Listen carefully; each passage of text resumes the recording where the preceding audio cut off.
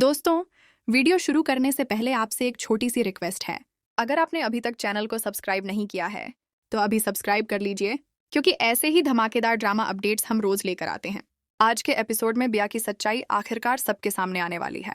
जिस घमंड और चालाकी के सहारे बिया अब तक बचती आ रही थी, अब वही उसकी सबसे बड़ी हार बनने वाली है।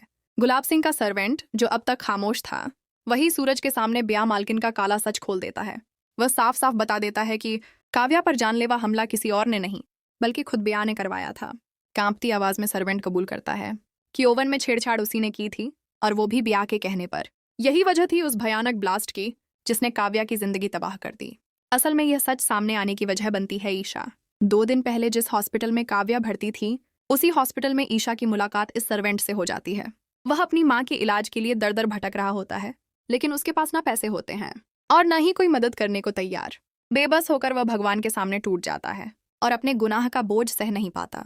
वह खुद ही कह देता है कि शायद काव्या के साथ किए गए पाप की सजा आज उसकी माँ भुगत रही है। ईशा उसकी सारी बातें सुन लेती है और उसी पल समझ जाती है कि आरव को फंसाया गया है। काव्या के साथ जो हुआ वह हादसा नहीं बल्कि बिया की सोची समझी साजिश थी।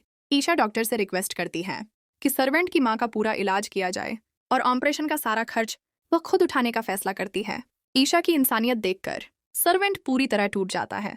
तब ईशा उसे साफ शब्दों में कहती है कि अगर वह अपनी माँ को बचाना चाहता है तो उसे सच सबके सामने कबूल करना होगा। और यहीं से बिया की उलटी गिनती शुरू हो जाती है। सर्वेंट सूरज के सामने बिया की हर साजिश उजागर कर देता है। इसके बाद पुलिस मौके पर पहुंचती है और बिया को हथकड़ी पहनाकर अपने साथ ले जाती है।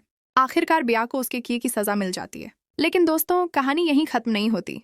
अब सबसे बड़ा सवाल यह है कि सच सामने आने के बाद क्या अरविंद जी और सूरज काव्या को आरव के साथ गुलाब हवेली वापस भेजेंगे, या फिर आने वाले एपिसोड में कोई और भी बड़ा ट्विस्ट हम सबको चौंका देगा।